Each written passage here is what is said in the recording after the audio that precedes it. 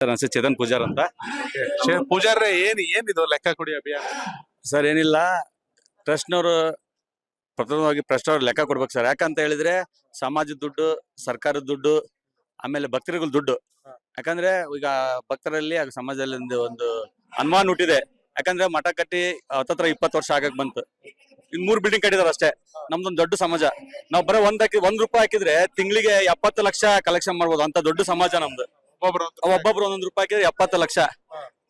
ಅಂತ ದೊಡ್ಡ ಸಮಾಜ ಇದೆ ನಮ್ ಕರ್ನಾಟಕದಲ್ಲಿ. ಎಲ್ಲ ಭಕ್ತರಿಗೆ ಗೊಂದಲ ಇದೆ. ಇಷ್ಟು ಅದ್ 20 ವರ್ಷ ಆಯ್ತು ಮಠ, ಇನ್ನು ನಮ್ಮ ಮಠ ಇಂಪ್ರೂವ್ ಆಗ್ತಿಲ್ಲ ಏನಂತ ಒಂದು ಅನುಮಾನ ಹುಟ್ಟುತ್ತದೆ. ಆಮೇಲೆ ಮೊನ್ನೆ ಟ್ರಸ್ಟ್ ಮೀಟಿಂಗ್ ಆಗಿದೆ ಸರ್. ಅದು ನಿಮ್ಮ ಮೀಡಿಯಾಗೂ ಸಿಕ್ಕಿದೆ ವಿಡಿಯೋಗಳು. ನಮ್ಮ ಸಮಾಜದ ಟ್ರಸ್ಟಿ ಅವರು ಹೇಳಿದ್ದಾರೆ ವಿಡಿಯೋದಾಗ ಏನಂತ, ನಮ್ಮ ಮಠದಲ್ಲಿ ದೊಡ್ಡ ಮಟ್ಟದಾಗೆ ಒಂದು 7-8 ಕೋಟಿ ಭ್ರಷ್ಟಾಚಾರ ಆಗಿದೆ ಅಂತ ಹೇಳಿ. ಹಾಗೆ ಅದು ಆಗಿರೋದು ಇಲ್ಲಪ್ಪ ಅಂತ ಹೇಳಿದ್ರೆ ಟ್ರಸ್ಟಿಗಳು ಲೆಕ್ಕ ಕೊಡ್ಬೇಕು. ಬರೀ ಅಕೌಂಟ್ ಥ್ರೂ ಬಂದಿರೋ ಲೆಕ್ಕ. ಟ್ರಸ್ಟಿಗಳಂದ್ರೆ ಯಾರಲ್ಲ ಮುಖ್ಯವಾಗಿ? ಟ್ರಸ್ಟಿಗಳು 3 ಇದ್ದಾರೆ. ಧರ್ಮದರ್ಶಿಗಳು ಸರ್ ಚಂದ್ರಶೇಖರ್ ಪೂಜಾರ್ ಇದ್ದಾರೆ, ಆಮೇಲೆ ಬಾವಿ ಬೆಟ್ಟಪ್ಪರ್ ಇದ್ದಾರೆ, ಆಮೇಲೆ ಬಸವರಾಜ್ ದಿಂಡೂರ್ ಅದಾರೆ. ಲೆಕ್ಕ ಕೇಳೋರು ಏನಂತಾರೆ ಸರ್ ಲೆಕ್ಕ ಕೇಳಿದ್ರೆ ನಾವು ಮೊನ್ನೆ ಪ್ರೆಸ್ ಮೀಟ್ ಮಾಡಿ ಕೊಟ್ಟಿವಿ ಸರ್. ನಮ್ಮ ಹತ್ರ ಆಡಿಟ್ ಇದೆ, ಆಡಿಟ್ ರಿಪೋರ್ಟ್ ಇದೆ ಅಂತ ಹೇಳಿ. ಸರ್ ಅಕೌಂಟ್ ಥ್ರೂ ಬಂದಿದೆ, ಆಡಿಟ್ ರಿಪೋರ್ಟ್ ಇದ್ದೇ ಇರುತ್ತೆ. ವರ್ಷ ಟ್ರಸ್ಟ್ ಅವ್ರು ಮಾಡ್ತಾರೆ.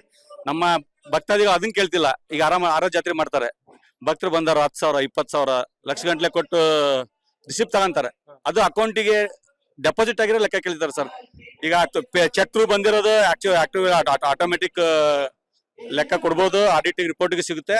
ಅದನ್ನ ಬಿಟ್ಟು ಏನು ಜಾತ್ರೆ ಬಂದಾಗೆ ಏನು ಭಕ್ತಾದಿಗಳು ಕೊಡ್ತಾರೆ ಅದ್ರ ಲೆಕ್ಕ ಇಲ್ಲ ಅಂತೇಳಿ ಈಗ ಭಕ್ತಾದಿಗಳದ್ದು ಡಿಮ್ಯಾಂಡ್ ಸರ್.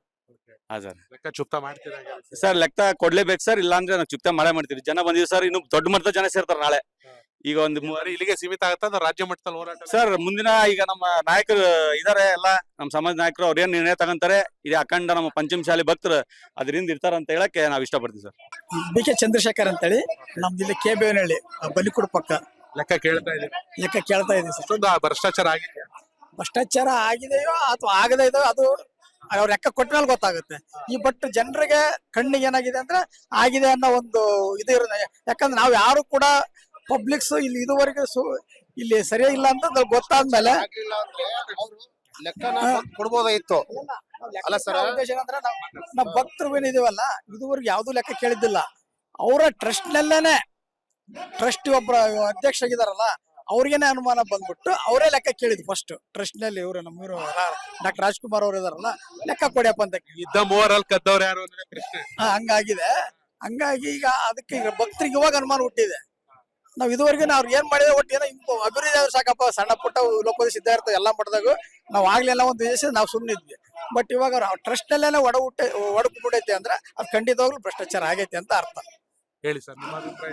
ಅದ ಸರ್, ಇಷ್ಟು ವರ್ಷದಿಂದ ಈ ಮಠ ಇಂಪ್ರೂವ್ಮೆಂಟ್ ಆಗಿಲ್ಲ ಅಂತಂದ್ರೆ ಇವತ್ತು ಲೆಕ್ಕ ಕೊಡೋಕು ಅವ್ರ ಹಿಂದೆ ಮುಂದೆ ನೋಡ್ತಾ ಇದಾರೆ ಅಂದ್ರೆ ಅವ್ರ ಅವ್ಯವಹಾರ ಆಗೈತಿ ಅಂತಾನೆ ನಾವು ಮೇಲ್ನೋಟಕ್ಕೆ ಕಾಣ್ತಾ ಇದ್ದಲ್ಲ ಸರ್. ಹೌದು, ಅವ್ಯವಹಾರ ಆಗಿಲ್ಲ ಅಂದ್ರೆ ಮಾತಾಡ್ಬೇಕಿತ್ತು ಅವ್ರು. ಹೌದು, ಇವತ್ ಬರ್ಬೇಕಾಯ್ತಲ್ಲ. ನಾನ್ ಕರೆಕ್ಟ್ ಅದೇನೆ ಅಂದ್ರೆ ಬಂದ್ ಲೆಕ್ಕ ಕೊಡ್ಬೋದಾಯ್ತಲ್ಲ. ಎಲೆಕ್ಷನ್ ನಡೀತಾ ಇರೋದು ದಾವಣಗೆರೆ ದಕ್ಷಿಣದಲ್ಲಿ. ಇಲ್ಲಿ ಪೊಲೀಸರನ್ನ ಸುಮ್ನೆ ಅಲ್ಲಿ ತಗೊಂಡಿದ್ದಾರೆ, ಹಂಗ್ ಮಾಡಿ ಪೊಲೀಸರ ಮುಖಾಂತರ ಹೇಳಿಕೆ ಕೊಡಿಸಿದ್ದಾರೆ. ನಾವು ಅನ್ನಂಗ್ ಹೇಳ್ಕೊಂಡ್ ಕುತ್ಕೊಂಡಿದಾರ ಅವ್ರು. ನಾನ್ ಕರೆಕ್ಟ್ ಅದೇನೆ ಅಂದ್ರೆ ಬಂದು ರಾಜರೋಜ ಲೆಕ್ಕ ಕೊಡ್ಬೇಕಾಗಿತ್ತು ಅವ್ರು. ಈ ಮಾಡೋದ್ ನೋಡಿದಪ್ಪ ಅಂದ್ರೆ ಅವ್ರ ಅವ್ಯವಹಾರ ನಡೆದೈತಿ ಅಂತ ನಮಗೆ ಮೇಲ್ನೋಟಕ್ಕೆ ತೇಲ್ತಾ ಇತ್ತಲ್ಲ. ಹೌದ್ರಾ? ಅನಿಸ್ತೈತಲ್ಲ. ಹೌದಲ್ಲ ಸರ್? ಲೆಕ್ಕ ಕೊಡ್ಬೇಕಿತ್ತು. ಹೌದೌದು, ನಾನ್ ಕರೆಕ್ಟ್ ಅದೇನೆ ಅಂದ್ರೆ ಯಾವಾಗ ಬಂದು ನಾನು ಲೆಕ್ಕ ಕೊಡ್ತೇನೆ. ನನ್ನ ಮನಸ್ಸು ಅಳುಕೈತಿ ಅಂದಾಗ ನಾನು ಯೋಚನೆ ಮಾಡ್ಬೇಕಾಗತ್ತೆ. ಇವತ್ತು ನಾಳೆ ಅಂತ ಮುಂದ್ ಹುಡ್ಕೊಂಡು ಹೋಗ್ಬೇಕಾಗತ್ತಿದ್ದು. ಅವಾಗ ಏನ್ ಮಾಡ್ತಾರೆ, ಲೆಕ್ಕ ರೆಡಿ ಮಾಡ್ತಾರೆ. ಏನ್ ಲೆಕ್ಕ ಕೊಡ್ಬೇಕು ಅಂತ ಹೇಳಿ. ಎಷ್ಟು ವರ್ಷ ಆಯ್ತು ಸರ್ ಇದು ಮಠ? 20 ವರ್ಷ ಆಯ್ತು. 20 ವರ್ಷದ ಈ ಮಠ ಇಂಪ್ರೂವ್ಮೆಂಟ್ ಆಗಿಲ್ಲ. ನಮಗಿನ್ನ ಸಣ್ಣ ಸಮಾಜ ಮಠಗಳು ಎಷ್ಟು ಇಂಪ್ರೂವ್ಮೆಂಟ್ ಗಳಾಗಿ ಬೆಳೆದವು. ನಮ್ದು 75 ಲಕ್ಷ ಜನ ಐತಿ. ಹೇಳಿಕೆನ ಕಷ್ಟ ಜನ ಐತಿ. ಸಾಕ ಮಠ ಜನಗಳು ಭಕ್ತಾದಿಗಳು ದುಡ್ಡು ಕೊಟ್ಟಿದಾರ. ಈ ದುಡ್ಡು ಎಲ್ಲೆಲ್ಲಿಲ್ಲ. 11 ಕೋಟಿ ರೂಪಾಯಿ ಸರ್ಕಾರದಿಂದ ಬಂದತಿ. ಇವೆಲ್ಲ ಏನ್ ಮಾಡಿದ್ರು ಸರ್? ಸ್ಟಾರ್ಟಿಂಗ್ ಇಲ್ಲಿ ಮಠಕ್ಕೆ ಮಣ್ಣೆ ಹಾಕಾರ 2-3 ಕೋಟಿ ಮಣ್ಣ ಏರಿದಾರೆ ರೈತರು. ಉದಾರವಾಗಿ ಸುಮ್ನೆ ಅವ್ರ ಟ್ರ್ಯಾಕ್ಟರ್ ಫ್ರೀಯಾಗಿ ಬಿಟ್ಟು ಮಣ್ಣು ಏರಿದಾರೆ. ಅಷ್ಟಕ್ಕೊಂದೆಲ್ಲ ಮಣ್ಣು ಹೊಡೆದವಿ ಮಠಕ್ಕೆ. ನಾವು ಹೊಡೆದ ಇವತ್ತು ಇಲ್ಲಿ ಮಠಕ್ಕೆ ಬರಂಗಿಲ್ಲ. ಆ ತರ ನಡೀತೈತಿ, ಇಲ್ಲಿ ಅವ್ಯವಹಾರ ನಡೀತೈತಿ.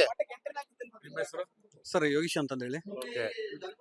ಯಾವ ರೀತಿ ಲೆಕ್ಕ ಕೇಳ್ತಾ ಇದ್ದೀರಾ? ಎಷ್ಟು ಅವ್ಯವಹಾರ ಆಗಿದೆ ಸರ್? ನಾವು 2008ರಿಂದ ನಾವು ಒಂದೊಂದು ಚೀಲ ಭತ್ತ ಸಲ ತಂದು ಹಾಕ್ಬಿಟ್ಟಿವಿ. ಒಂದ್ ಸತಿಗೆ ನಾವು 2 ಚೀಲ ಅಕ್ಕಿ ಭತ್ತ ಇದ್ರೆ ನಾವು ಒಂದ್ ವರ್ಷ ಪೂರ್ತಿ ಉಣ್ತೇವೆ. ಅದನ್ನೇ ನಮ್ಮ ಸಮಾಜ ಉದ್ಧಾರ ಆಗ್ಲಿ, ನಮ್ಮ ಮಠ ಉದ್ಧಾರ ಆಗ್ಲಿ ಅಂತ ಹೇಳಿ ಆ ಭತ್ತನೆಲ್ಲ ತಂದು ಹಾಕಿದ್ರೆ ಇವು 1 ರೂಪಾಯಿನ ಲೆಕ್ಕ ಇಲ್ಲ. ಇಲ್ಲ ಅನ್ನದಾನ ಎಲ್ಲ ಇರುತ್ತೆ. ಅನ್ನದಾನ ಇಲ್ಲ ಇರುತ್ತೆ, ಆದ್ರೆ ಕಡಿಮೆ ಇದೆ. ಭತ್ತ ಎಲ್ಲ ತಂದಿರ್ತಕ್ಕಂಥ ಇವ್ರು ಮಾರ್ಕೆನ್ ತಿಂದಿದ್ದಾರೆ.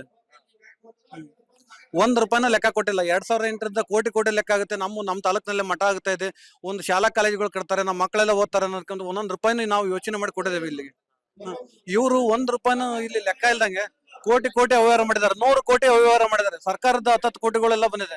ಅವೆಲ್ಲ ಎಲ್ಲೋಯ್ತು ಲೆಕ್ಕ? ಅಶೋಕ್ ಕೇಣಿ ಕೊಟ್ಟಿರ್ತಕ್ಕಂಥ 5 ಕೋಟಿ ರೊಕ್ಕ ಎಲ್ಲೋಯ್ತು? ಕನೆಕ್ಟ್ ಕರ್ನಾಟಕ ಇದು ನಿಮ್ಮ ನೆಟ್ವರ್ಕ್.